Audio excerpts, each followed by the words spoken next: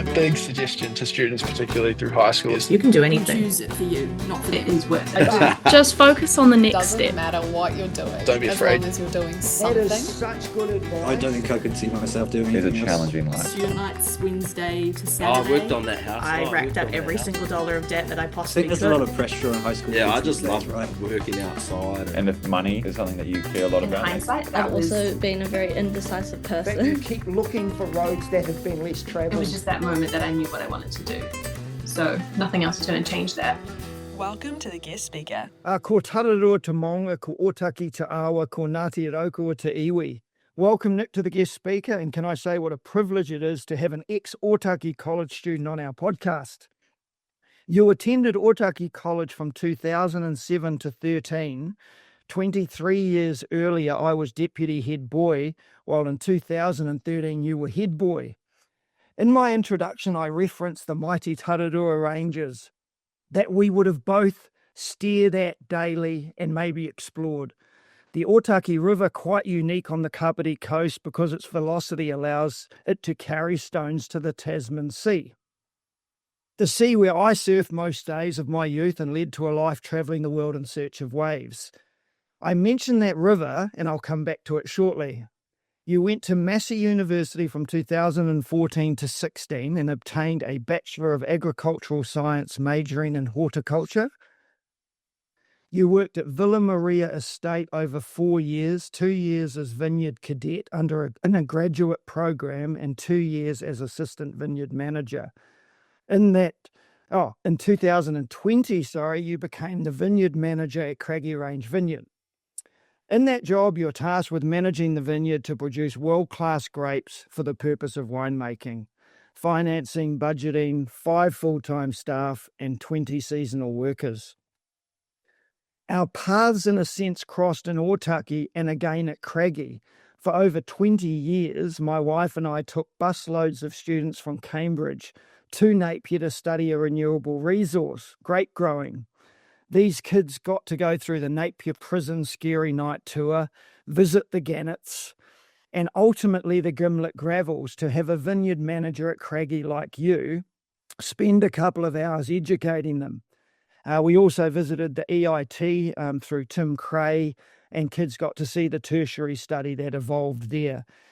And one such student is Grace, who at age 14 has a photo to show us. So those watching on YouTube will see this photo.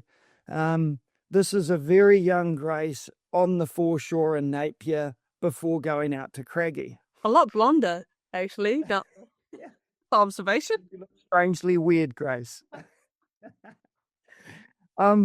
Students would go through the vineyard and then out to the winery and then have photos in front of the huge vats and amazing stainless steel and all the heavy concrete that Craggy is about. And they were absolutely amazed at the quality. Briefly, for those who don't know the history and prestige of Craggy Range, it was founded in 1998 by Terry and Mary Peabody, who set out to create world-class New World classic wines by selecting vineyards in the Hawke's Bay, Martinborough and Marlborough and put into a 1,000-year trust. Their selection in the Hawke's Bay was on the Gimlet Gravels. My link back to the stony, rapidly flowing river we grew up to, Nick and I, in Otaki, it was formed by a similar river that during a flood changed course, leaving behind a dry and what many believe to be rather useless landscape. First used for industrial purposes and even a drag strip, then Chris Pask in 1981, followed by Alan Limmer, who started planting and creating Stonecraft Vineyard, finally utilising the site. Vines, essentially a fast-growing leaf-producing plant, needs to have its vigour controlled while its fruit baked in the hot sun, hence the legend of the Gravels was created. You are a 2-time winner of the Hawke's Bay Young Viticulturalist of the Year, runner-up in the National Young Viticulturalist Finals. And from my experience, students loved learning about viticulture, its complexity, relationship to the natural environment, and the constant challenges that arise. The viticulturalist always had a dog, was always seemingly outside, in the sun, at one with the vineyard and nature. What a life to live. Who is this podcast for? It's for agricultural students, farming, horticulture, aspiring viticulturalists, scientists, soil scientists, food lovers, future winemakers, and students who want a rich, varied daily life and don't want to be chained to a computer. The fact that when I attempted to find the best viticulturalist I could to support young students in New Zealand, I stumbled across someone who grew up where I did is really special. And that is what this series is all about, showing kids everywhere that anything is possible, all careers are obtainable, all you need to do is find the right one. Welcome and thank you for being on the guest speaker. Can I take you, Nick, back to Otaki College, where you and I were probably in very similar classrooms, being educated? What was your experience and the subjects you took that you think propelled you to where you got? Yeah, Otaki College was an interesting place, an exciting place. Obviously, with it being a intermediate and college, it was, a daunting time. Going in at year 7. But yeah, a small and close-knit community, to be honest. I loved it. Studies and subject-wise was something probably I struggled with as a whole. Loved school, loved the environment, loved the opportunity. I thought for a small school there was a lot going on and there was kind of no closed doors, which I always loved.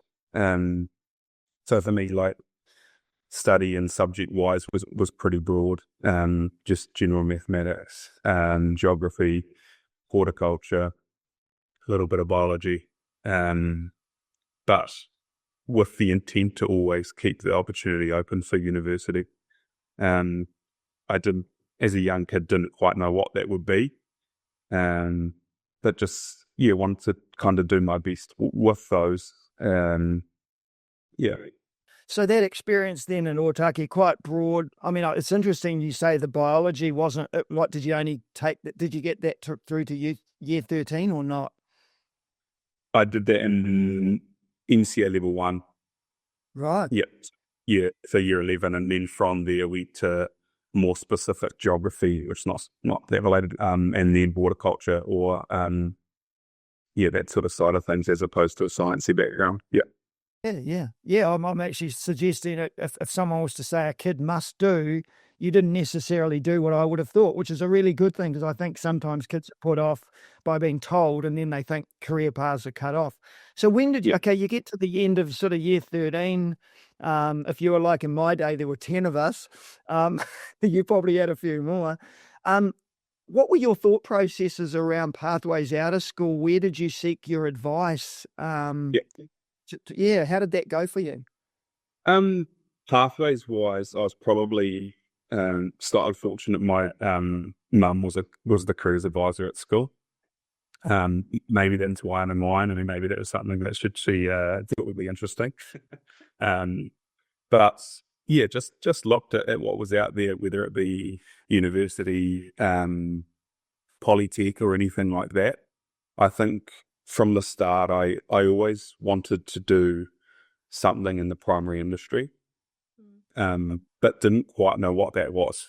I'd had a few experiences of going to and working in vineyards with a cousin of mine that was in the industry, and thought that was quite a cool, like you said in the intro, a mix of lifestyle, working with people, working with the land, and obviously the kind of romantic side of working with wine.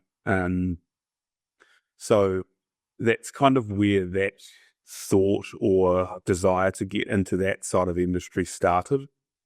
And did have a look at, going to open days at Lincoln and EIT, and also Massey, just to see kind of how that looked. The kind of difference or point of difference of what I did to probably many others in similar positions is I didn't do a viticulture degree. As you said, my degree is in horticulture. And that for me was more around trying to get a really broad and further knowledge than just grapevines. And also meant that if during my studies I decided I didn't want to get into viticulture, that I could diversify into apples or kiwi fruit or, market gardening, arable cropping, all that sort of thing. So kind of along the way, I had a pretty clear idea from leaving school that where I am now is the industry and where the position I wanted to be, but just wanted to keep that as open as possible, to kind of allow growth, or, if I find anything during my studies that interests me more or is slightly different, that I can really, hone in on that. You weren't nervous, were you, Nick, that possibly that was going to cut you off at the knees and you weren't going to end up at a Craggy type environment, that they wouldn't see that as not specialised enough? That wasn't a concern of yours?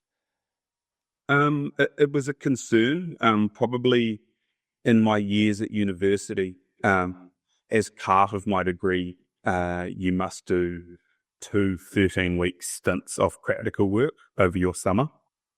So with that between my first and second year, I just worked locally and live in, so that I could live with mum and dad and save some money whilst working. And then in my between second and third year, went and worked in Martinborough at escarpment. So when I got to that time in my third year of kind of looking for jobs or putting my CV out there, I did have a couple of, references that I could ask for that were in the industry, to say, hey, I've done this degree. It's slightly different than what everyone else has done, but I'm really hungry and kind of keen to get into this industry. So yes, there was a little bit of kind of nervous or unknown there, but kind of my desire or drive to get into the industry was pretty strong. So kind of, really looked out there and looked at good companies and good people, and kind of just sent out my CV and said, I'm not gonna come and change the world tomorrow, but give me a chance and I'll get there eventually. Yeah. Nick, with those like internships you did, the 13-week stint ones, how did you get those? Was that through like a Massey connection, or was that you sending the CV? I'm curious on that part. A little bit of both. Yeah, so like I said, I had a cousin in the industry, and talking with him over holidays and over a wine, and kind of saying, what's out there, what's next. He mentioned, Villa Maria used to have a cadetship or a graduate program, a few years ago. I think you should get in contact with them. So that, like I said, that was quite a good way of setting my CV and saying, is there an opportunity? I see you've hired, graduates in the past. Is that something you would do again? At the time, they hadn't done that for, more than 5 years. Yeah. But they kind of, after that, reinstated that kind of graduate type program, which was really, really cool. It was a 2-year program that kind of gave you opportunity or experience with a bit of everything. It wasn't like cool, you work for us now, jump in a tractor and drive that for 40 hours. It was like, you've got a day over here doing some practical stuff. We've got a management meeting that you can come and sit on and listen. And we'll put you, for a day in sales, and you can see kind of what they're up to. So that was kind of perfect for me, without having that really big vit knowledge, to kind of see what that whole industry is about. So that role for me was kind of a game changer, really. Yeah.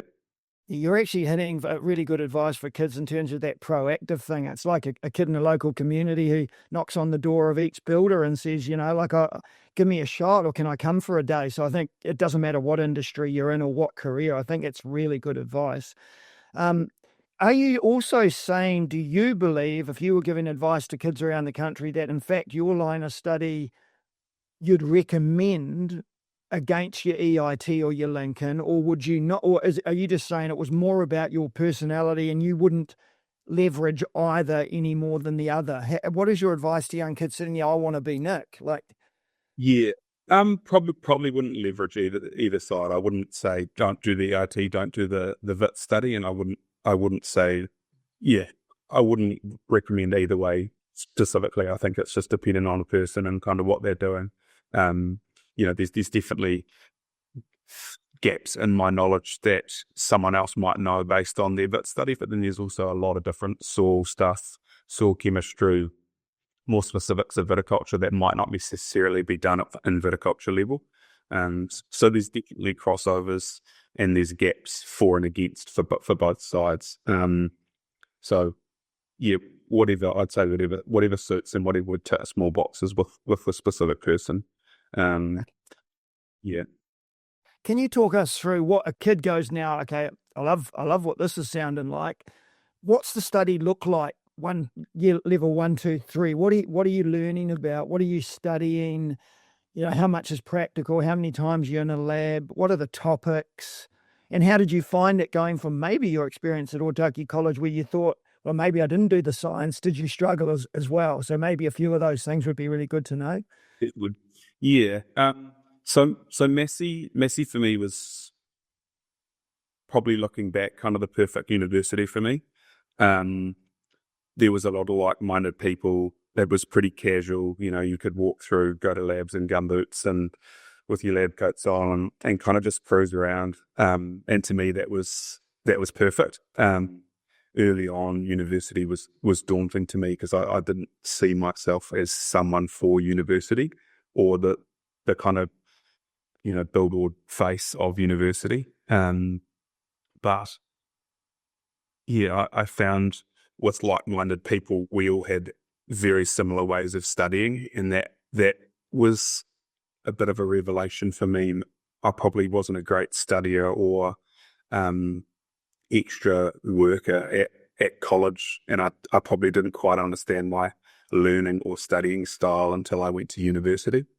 I had many, really good friends, and we would actually just go to the library, book out a meeting room, and actually sit there and take turns teaching each other what we'd learnt for the last, day or half day, because we learnt better through teaching or listening as opposed to just reading books.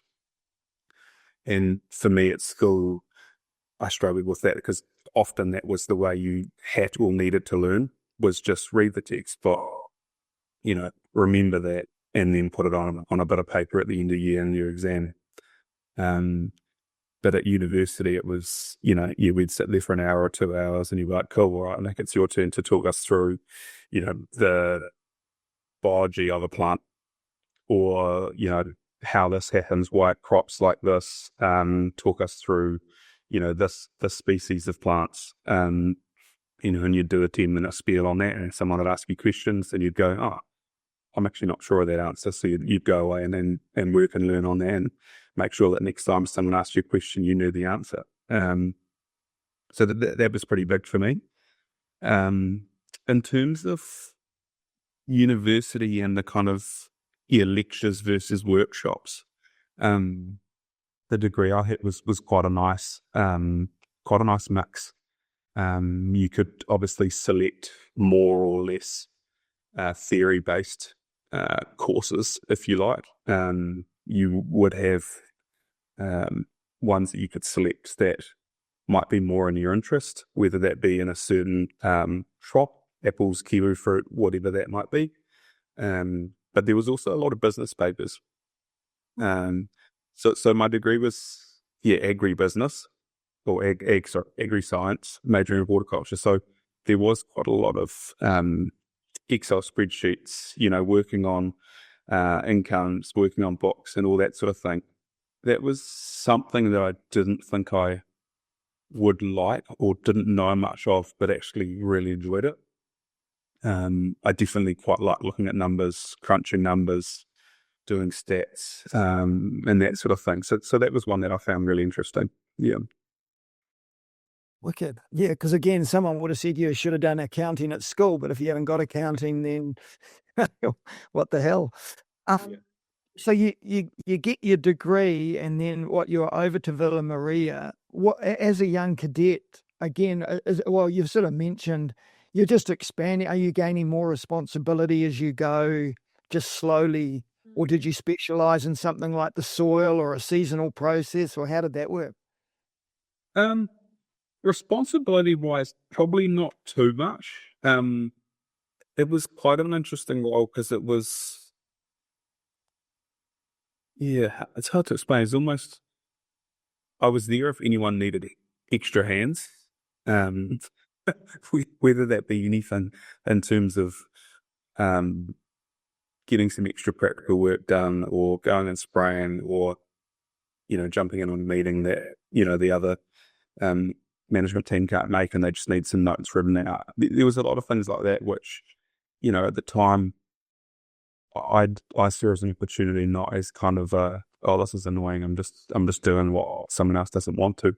It was always trying to see the positive out of that and go, oh, cool, what am I gaining through doing this that the person that jumped in and just jumped into a tractor as an operator isn't getting? What can I learn from there, so that when someone sparks up a comment or asks a question, I actually know, because I've said on this podcast or this webinar that other people might not have. So sorry. Oh no, sorry to interrupt there, Nick. As you were speaking, it reminded me a friend who does film, and they started out as a runner. So a runner is basically exactly what you described. Anywhere they're needed, they'll fill in and they do that. And how you said, you get exposed to all sorts of the operations. And not only does that make you better because you just have a greater understanding of what it takes, but it makes you maybe a bit more empathetic or realistic when, and this is showing my lack of knowledge, but if you are saying we're going to be late harvesting this crop, I don't know, I'm so out of my depth. I've forgotten all my Craggy Range information. But then you understand the repercussions of it, because from the very beginning, you had, your foundations was set of hey, it takes a whole team. And just because you might be focused in on the one part of it, that it sounds like these experiences you had in the cadetships, it's huge to probably how you've continued on in your career by acknowledging it's a team. It's never just one person who can get the job done. Yeah, absolutely. My kind of nugget from that is just always, for me, was always pick the opportunity over the pay or the title. Just really push on that. I can remember my first 2 weeks at Villa and kind of being like, oh yeah, cool. The manager saying, we get paid monthly. I was like, oh yeah, cool. He's like, I can make that every 2 weeks for the first, few months if you like. I was like, yeah, that'd be great. I have no money. So it's kind of like the opportunity to be there was just, so the desire for me to be there was so strong that, I wasn't really worried about the money or the, what else to be out there or what else I could be doing. It was like, this is where I want to be, and figure the rest out later on. Because I just knew I would learn so much from day one, and I did. Yeah. You also seem to be giving advice. I don't want to speak to you. You're saying your education was good. Well, obviously your experience was good. You didn't necessarily say you were the top academic achiever necessarily. You went and did a hort degree instead of a viticulture. But I'm starting to think it's the way you carry yourself in employment. When you're interacting with people, it's the way you're going about things, which I think kids really need to factor in. Is there, I think you've got quite a strong philosophy there. Yeah, I kind of would tie that back to school days, to college. I think working with lots of different people, a diverse school, and obviously my time as a head boy there was around being someone that works with the teachers and with the students, for the teachers and for the students. So I kind of early on, really focused on trying to be that connection between the two. So probably, I wouldn't say my strongest point is necessarily my brain, but it's probably more so my connections or empathy with people and being able to read and obviously manage people to kind of get the most out of them. Yeah, I don't disagree with you there in terms of, my theory or necessarily book smarts are probably not up there with many, but my probably personal people skills has helped me get to kind of where I am as well. With the people skills, you mentioned at the beginning, wanting to be involved with primary industry, and obviously like, yes, but tourism's actually a huge industry in New Zealand. And so I'm curious, I mean, my interaction in Ludlam's has been us getting to come check it out and learn and like all these things, but you're not just selling wine. Like, how much does the people factor come in of like external? Do you have, and again, it could range in New Zealand. I'm very ignorant on this topic, but do you have like tourist buses coming in and checking it out? Are people coming to the vineyard? Like, how much does that factor into your day to day? Yep, probably for me. So I manage the Hawke Vineyards, and our office and everything's at Gimla, which is about a 30-minute drive from the winery and restaurant site. So my day to day doesn't necessarily deal too much with tourism, but we do, as you have experienced, we do have a lot of schools or universities or other general visiting groups that might come out and visit specifically if they want a more in-depth. Those that are going to try wine and have a bit of a look around and that sort of thing would be more based, over in Havelock on the main site. So yeah, I don't deal too much with general tourism, but anyone or any schools or anything like that, then yeah, I'd say probably once a month would be kind of showing a group round or walking through what we're up to and talking through our vineyard and our site.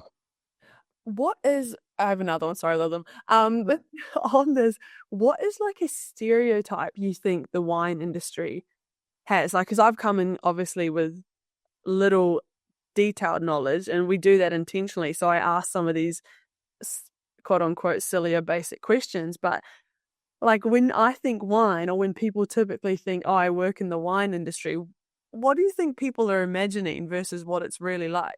I think people usually think of the high end and the exclusivity of it, and probably just that generally, people geek out about it and probably are just making stuff up. In reality, it's probably more, I kind of see myself as a farmer, just of a different crop or than most others. But there's still, I'm still coming into work, getting into the vines, checking out what's happening, figuring out what I'm spraying, checking the soil, seeing how that's going, looking at irrigation. There's probably quite a big gap between what people think and what actually happens. It would be one way to sum it up. Yeah. I think even these tours we'd do, Nick, and we'd go to the Gimlet Gravels and someone would speak to us, and to take the kids immediately from there out to the actual, restaurant and we would be, I don't know how much of it was true. We'd look over at the Peabody's house that apparently they'd fly in and stay at, but it was kept empty until they were here. The mystique and the prestige, imagining sitting with Mary Peabody and having that opportunity to have a wine was far flung from you over the other side of town. Laying shells that we learnt reflected light up into the canopy, and these things you were doing, it's a really cool experiment and a really cool way of seeing it. Can I ask, just for those kids who are actually now sitting there, not everyone studies viticulture at school. In fact, very few do. Can you quickly give a kid an annual sort of rotation of what your year looks like? Because it is a rotation. It's like teaching new set of kids, term 1, 2, 3, 4. Just lead them through that calendar. Sure. So our season or annual rotation would kind of more start in June, July, August. So that would be pruning the vines. So basically, at that point, our vines have no leaves, no fruit, nothing. They're just a branch, a trunk, and then a few branches. So we would go through and prune those, which basically we cut the vines back and lay based on the yield we are requiring for the following season. So that's done every year and is very dependent on what the block is, what the variety is, what the yield is, what we're looking to get to, and probably outperform in its previous year. Then we move along to September, or where we are now, and the vines start growing, so bud burst. So all those little shoots and leaves that start emerging. This is a busy time where currently we start getting spring frosts. So obviously a lot of those shoots are very frost sensitive. So here we have 14 fans, and they turn on at a predetermined temperature and warm the vines up to stop them from freezing and getting burnt or killed. That's a busy time, but just a slightly niggly time because you end up coming in at any time. On Monday I came in at 2 a.m. and worked through making sure that those fans were turning off and on and everything was fine. Because if any of those fans don't start or take too long to kick in, they usually would cover about 4 hectares. So if those didn't turn on, that would be a massive financial burden. So that's currently what's happening. And then in the next week or two, we'll look to start our first spray, which is for powdery mildew. From there, getting to late September, early October, we're doing what we call shoot thinning. So our team runs through counts for blocks, how many shoots have grown, and then also what our target was. So with that, we would run through with contract labour, and they would take out shoots that we didn't want, whether that based on number or position, or that they just are going to cause congestion later on in the season. Obviously continually spraying through here.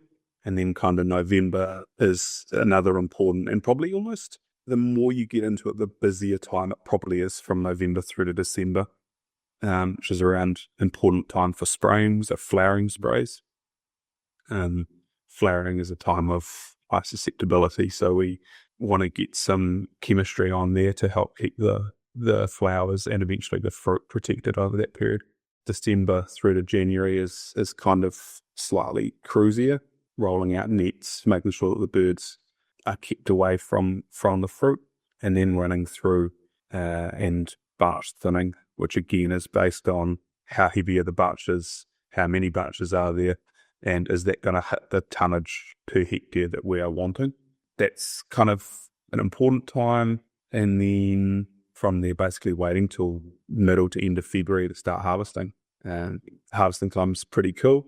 It's obviously a time where that whole 6 to 10 months of hard work kind of starts to come into fruition, and we can kind of see how that season's looking. And then from there, day to day, would be walking through with the winemaker and head viticulturalist and tasting fruit each day and figuring out when we want to pick it. And then from there, we select a day, pick it, and send it to the winery. Yeah. Job done. This was fascinating. First thing I got caught on is how big those fans have to be. So that's covering some serious distance. The birds, because I think my mum has one strawberry patch and she has enemies with the birds. So and they're protected in New Zealand, of course. And I come in as someone who enjoys traveling, etc. And Ludlam and I joke about my work ethic regime. So you just described a pretty intense time that doesn't really stop until maybe after harvest is like a brief moment. And we like to, ask these questions because someone might be listening, loving it, and then they find out you don't get to go on holiday, which is fine for some people. I'm just wondering, we're getting our 20 stat days. What does the holiday element look like in your job? Yeah, so usually good time for holidays is kind of in the winter. So it's post-harvest, May, June, July. And then normally January and early February works pretty well. Yep. It's a pretty busy, lots of different things, lots of different tasks happening. For me, that's kind of grey. Yeah, it keeps me busy. I think a job that was stagnant or kind of had portions of just super quietness I'd struggle with. So how do you deal, Nick, with challenges? I know I used to have a lifestyle block and I'd be looking at weather forecasts and it would just about drive me nuts. And I would reflect on farmers who got depressed, no grass, stock losing weight. Your one must be particularly stressful. too much water if it rains, grapes swell up, frost you're talking about, wind's an issue. How are you dealing with the mental? Because at the end of the year, those targets that I presume maybe someone else sets, or is that you, if they're not met, do you look like an idiot? Or do you have to justify it? If half my kids fail in a classroom, of course I'm accountable. I've got to make up some reason why Grace didn't work hard enough. How's that all going for you, and how do you deal with it? The seasonal variation of the job is pretty tough. But in saying that, it's probably, have early on, and probably my managing used to get pretty stressed about the weather and kind of, worry about what it was going to do, what was going to happen. And someone said to me, why worry about it? You can't do anything about it. And kind of the old saying of, the difference between a good viticulturist and a bad viticulturist is 7 days. That works really well when the 7 days go the way you want. Doesn't often happen. It's more just around being adaptable, good communication, being transparent, talking with the team and saying, this is our plan A, this is what we're looking at. You'll do this on Monday, Tuesday, Wednesday. And then sometimes you'll come in and go, oh, cool. So you can't spray Monday or Tuesday because the weather's not what they forecasted. And just figuring out a plan and adapting to that. Is that kind of saying, are you available to work on a Saturday? Do you want me to work on a Saturday? And just making a bit of a plan for that because, in the last, I've been with Craggy for 5 years and I'm still waiting for a season that's the same.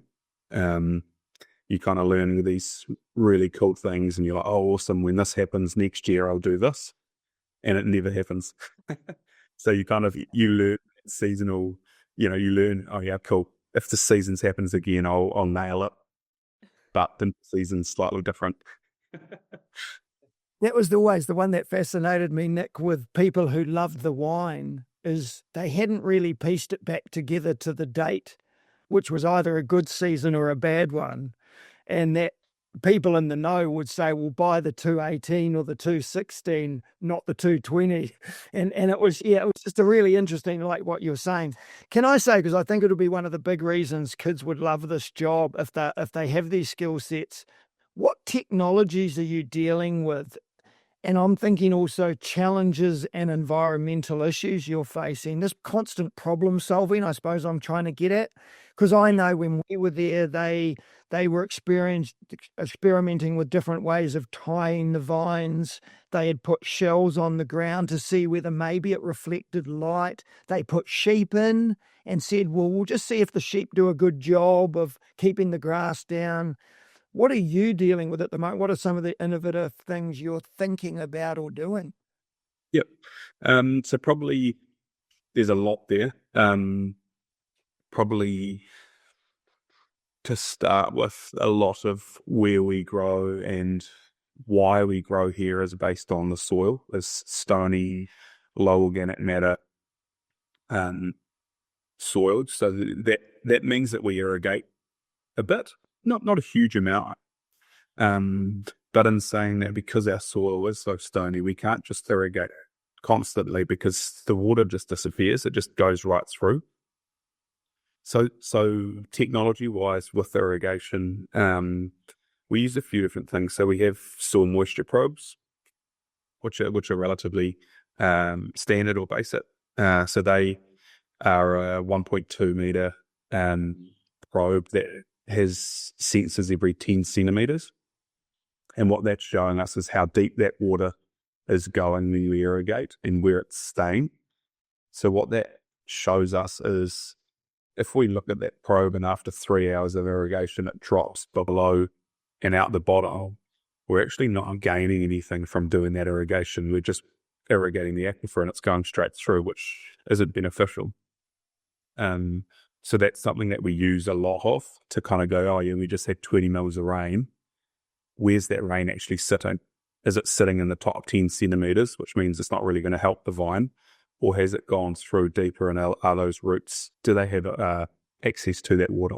We also use a bit of kit, which is called a pressure bomb or a stem water potential, that looks at compressing a leaf PTL. This is a little bit fancy, but to get the sap out of it, and based on how much pressure is required to get that sap, shows how much water is actually in the vine. So the vines are a bit of a funny plant because different varieties act very differently. Some varieties will sit there full of water and say, oh, it's pretty hot, I need lots of water, so water me. Other vines will be almost dead from no water and be like, I'm fine, just leave me alone. And so that kind of actual vine status does give us the chance to go, cool, this block of Cabernet, it looks fine, but actually if it is 30 degrees, like the forecast says tomorrow, it actually might, wilt and start reducing the quality of that crop. So we might irrigate that, where the block of Merlot might say, might be looking at it and going, wow, this needs quite a lot of water. And then you look at this reading and say, actually, it's got adequate water. It's just, it's just salting a bit. So wrapping up kind of the irrigation technology piece that's a big part of my and our team's job, is actually irrigation management or planning. Usually in a hot or standard summer, it would be probably an hour of my day, every day of the week, of figuring out what blocks need irrigating, how much and when, looking at forecasts and saying, is that rain actually going to come? If it doesn't, how much will I need to irrigate? And then just a general discussion with the team and see what other opinions are out there. Other technology which we have only just got for as a company and is not that common in viticulture but is common elsewhere in other agricultural companies is a variable rate fertilizer or compost spreader. So with that, we put our vigor or vine health maps into the computer, and then it will apply more or less compost or fertilizer based on what those vines or areas need. It's something that we used this year for the first time and is awesome. It means that it kind of wins on all levels. We use less product if we don't need it. We save money. We don't end up with blocks that are unbalanced. The hardest vines or blocks for us to manage are ones with big discrepancies between high and low vigor. So that spreader will apply more on that low vigor vine to bring it up to standard, and less on that high vigor. So hopefully that gap between the two is closer rather than sitting like this, because that's pretty hard to manage. That would kind of be probably the main kind of things that we're currently using. I mean, the big thing in New Zealand and most farming is the environment. How are there things you have to? I mean, you're using water. You must be permitted or maybe restricted or something. And you're mentioning spraying. What are your key environmental things for kids sitting there going, yeah, what's in behind the environmental thinking? Maybe things you've learnt during your studies and. Yeah, for sure.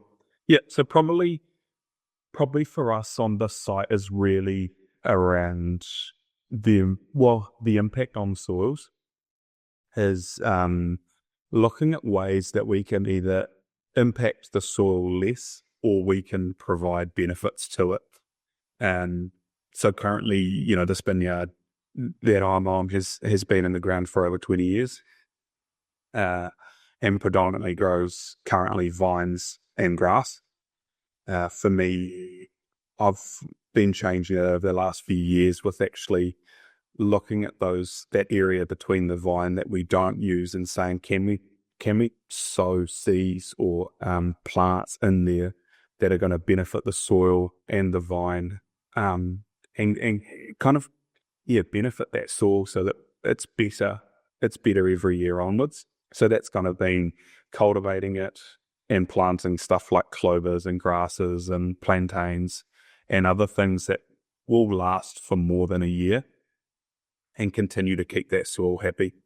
When you just have a single monoculture, which currently, like I say, is vines and grasses, you're always taking the same thing out and not putting anything back. So having kind of multi-species of different rooting depths, of different growing styles means that you're kind of giving and taking on different levels and different nutrition as well. I've got to ask this because one hilarious thing I saw when we visited Craggy was they had, I think, four-wheeler, and he would just drive up and down the vines to scare the birds. What do you do with birds now? Because I don't reckon that dude's driving up and down still. Bird net. So we net majority of this block. We have portable gas cannons like you would have seen. So they're just on like a trailer and we just tow them around and drop them off in certain spots. And we also have a laser. So like a laser that we put up about 4 meters in there that just zaps around the vineyard and kind of scares the birds, which is kind of the quietest and less impact on the environment or people around than the cannons. But it's just something that, you know, this site, we have lots of trees on, or some trees on, which means that, you know, the downside of that is there's lots of birds around. Yeah. Cut them down. I can't imagine. Just get punished. Yeah. Yeah, the vendetta against the birds is like I said, my mum in one strawberry patch and it's on. Like, and you've got your a money making machine with those vines. They don't even know what they're getting after. Yeah, it's tough. Like there's even like a hole in the net you'll go back to and look at. They've just picked every bunch they can reach. So yeah, it's a bit of a tough one. So, some had used the native hawk, hadn't they, Nick? Yeah, so like we're looking at doing that. Like some people will put like little stands in their vineyards with like a platform and just chuck like a rabbit up there once a week to try and get as many hawks into their vineyard as possible. Others have talked about getting or having falcons around. Yeah. But the falcons are pretty aggressive. Yeah. They're awesome birds, but they're very aggressive. Wicked, that's hilarious. It wasn't a live rabbit, Grace, it was a dead one. Oh, good. Yeah. You might have to cut that one out. I had envisioned a live rabbit. Yeah, I think the SPCA might have been onto that one. Yes. Yeah. All right, now, yeah, makes sense. I just want to, in case I forget, Nick, it's interesting. I hear the way you reflect back to your school, and it gets me thinking. It's not always the way you're taught, but how you're taught to learn. And I think that was often my reflection from Otaki. I had remedial reading and spelling as a really young kid at Otaki Primary. I don't know whether you went to primary or whether you're out to Horto Way. But yeah, and I think that those kids in smaller schools that maybe don't have the range of subjects other schools do, maybe they're not doing the subjects that everyone says, oh, you're going to do medicine, you have to do this, or you're going to be a viticulturalist, you've got to do all the sciences. And largely a lot of it is nonsense. As long as you know yourself, you're developing great skills and you're learning how to learn, you can pick everything up. So I think that's a really strong message. Definitely. The amount of successful kids I know from that school are incredible. I mean, you've probably got mates over generations that are just incredible people. So, yeah. Definitely. Yeah. I mean, that's interesting. Like I was kind of reading through a few questions on that, on your pre-interview information. It's fascinating school, and it's one that I'm heading back next month to speak at the prize giving, and was trying to figure out a way of kind of saying, well, how do I fit in? You know, I can remember as a kid listening to someone who said, oh, I went here 10 years ago, and it's like, oh, that's great. I don't know who you are. But this year is specifically interesting because we moved to Otaki pre-me, but in the early 90s for Dad to be a teacher at Otaki. He was head of department for the PE there, for PE. And then moving on to now, Mum's retiring this year after 19 years at the college as a careers advisor. So it's fascinating because, you know, Mum, we as a family started school in the 90s there, and then now in 2025 our kind of journey as such is coming to an end. But you know, it's quite a long kind of portion or time of our lives. Yeah, and it's been a pretty important skill to all of us. So yeah, I think it's a pretty special place. Yeah. And I think the key thing is what we're trying to break down, of course, is the one thing you can't replace is you had a cousin who was in the industry. Yeah. Many kids don't get to talk to you. And I suppose that, it's a shout out to ourselves in a sense. There's kids in little rural isolated schools or just schools that they don't have people like you or access to that chat. And if we can share you around that, that's awesome, because I'm sure the kids will love your prize giving, but you can't go to every prize giving, can you, Nick? You've got a job to do. Can I just quickly ask before we wrap up, how did you get the job at Craggy? Because I'm going to presume it was a pretty prestigious thing. And I suppose I'm treating you now like an athlete and saying, when did you think you started to be good? Because I don't think they would have hired you if you were crap. Yeah. So at some point, someone decided you were good at what you did. When did you get the feeling, actually, I'm pretty good at this? And then how did the application go to get the Craggy job? That's a great question. I don't know if I've ever thought, hey, I'm good. Probably the whole Craggy thing came about. I'd been at Villa for 4 years at the time. The person who had hired me at Villa had left and come to Craggy. And I got to the point at Villa where I was 25. I hadn't done that much traveling or other stuff. I've been pretty career driven, to just kind of, head down, bum up, kind of knuckle down sort of thing. So I was ready for a change. A friend of mine sent me that Craggy was advertising for a new vineyard manager. And I kind of was like, that's not quite, I'm not up to that yet. So I just said, thanks, and almost laughed it off a little bit and carried on with my day. And then probably a month later or so, it was still advertised, and run my old boss and just said, do you want to have a catch up and just, see what's happening? I hadn't seen him since he'd moved to Craggy. So we just sat down and had a really good catch up and not necessarily talked about the job, but kind of just, talked about what we'd been up to and what he'd been up to with Craggy and that sort of thing. And kind of at the end of that was like, maybe I should apply for this.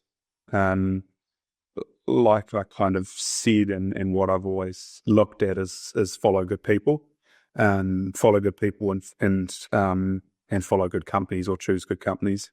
So for me, I definitely didn't see myself probably at that level or starting that job and probably hitting the ground running. But once applying and kind of having another interview or a formal interview, I had that sense that the company was something that really excited me and was doing some pretty cool things. And I probably wouldn't get an opportunity like it again, for the main reason that my boss, or who currently is still my boss, knew exactly what I knew and what I didn't. Sure, we could talk through and he could ask me questions on certain aspects, but he'd worked with me for 3 or 4 years of my first 4 years in the industry. So I kind of felt that confidence that I was pretty happy just to say, hey, I don't know this, I don't know that, I know that, I can do that. And I kind of, I felt the opportunity that those holes in my knowledge would easily be taught. So that's kind of how that came about. Like I said, I didn't probably go, well, this is an opportunity, I'm going to jump at that because I think I'm perfect for the job. I kind of, knocked on the door and walked in quietly and said, what's this about? That's probably where my, I wouldn't say humbleness, but just quite quiet, leave me with the job, I'll get it done, sort of mantra probably held me back slightly. But luckily kind of knowing a few people or, having a friend just give me a gentle push in the right direction helped. So it's probably slightly converse to my time starting at Villa, where I kind of was knocking on the door, and pushing my way in. Yeah, that's kind of, that came about. No, that's awesome. Before we start to wrap up, I just want to, I don't know who I am even talking to, but I just wanted to thank the management of whoever is at Craggy, because when schools contact them, it must be a bloody nightmare, to be honest. And for, like I say, I think our first trip there was about 2006. And so we would have seen a number of vineyard managers in our time. So I suppose it's a shout out to the Craggy management, the Peabody family, who obviously, I don't know whether they say, can you please be, good to schools, but they definitely are. And our kids, hundreds and hundreds of kids went through there and spent time with people like you, and capturing this on a podcast now sort of solves that problem. Unfortunately, all of that was ruined after the floods. We couldn't get accommodation the same way, and then since I've moved on. So, but those 20 years were really exciting for kids.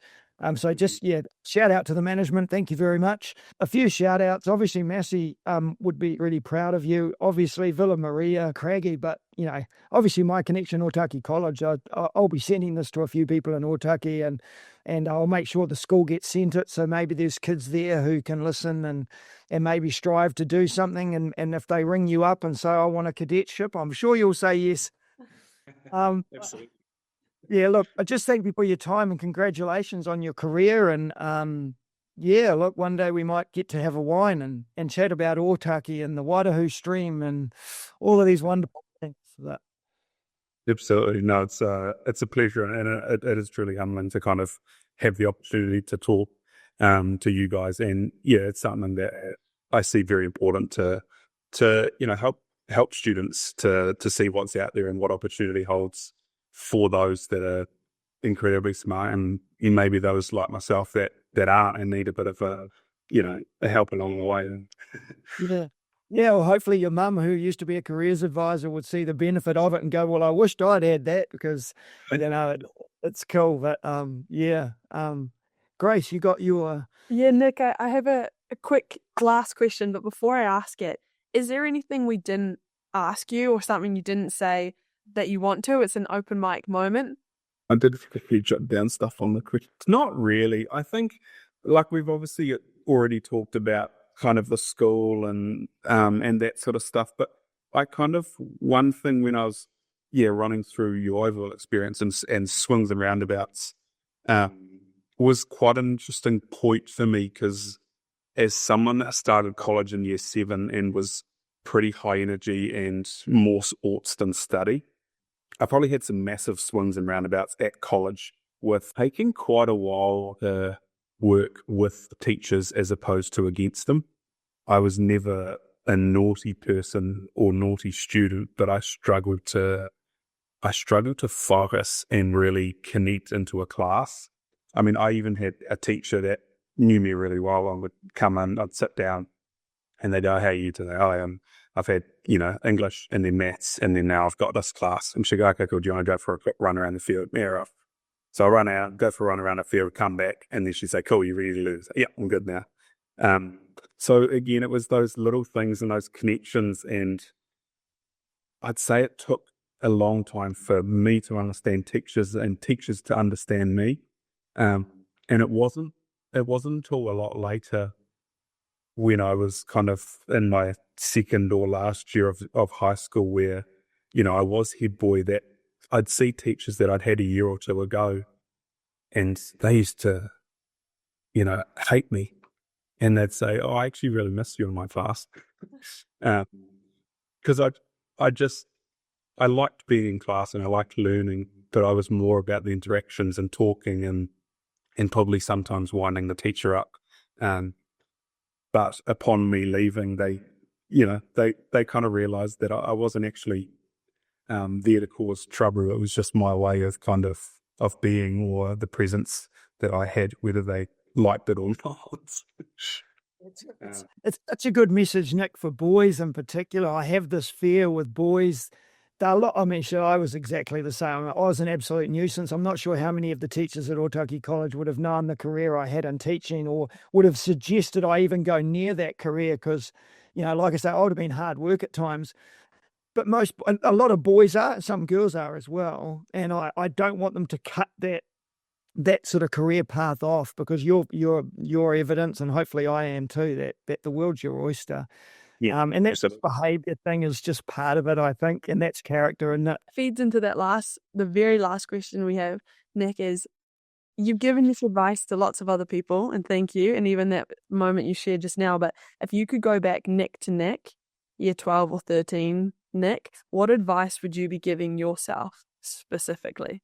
I'm not too sure. And I don't say that in a way that I think I've done everything well or perfectly, but I just don't know if I'd change or want to change anything. I think, yes, I've been incredibly fortunate with, the people that I've worked with and the opportunities I've had, but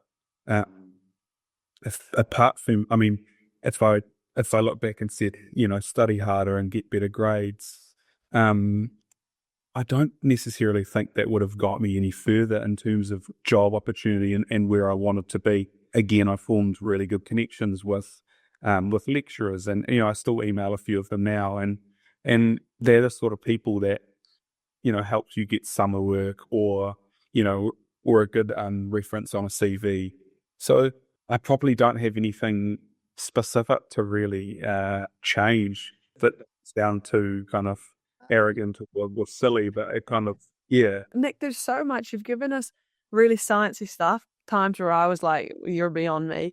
But then the life and the journey and such an insight into a really, really interesting industry that New Zealand in particular interacts. We're proud of it, but most of us don't actually know what it entails. So thank you for sharing that insight for us. And I've got to put a shout out, Nick, because you mentioned you were in geography at Otaki College, and it wouldn't have been your teacher, Ray Baker, was an absolute legend. And like he was the one who I'd go after school when I was at university, and when I became a teacher, and I'd go back and visit him. We still had he loved tennis, so did I, and I think he's in Australia now. But those teachers make an incredible impact on him, on kids like you.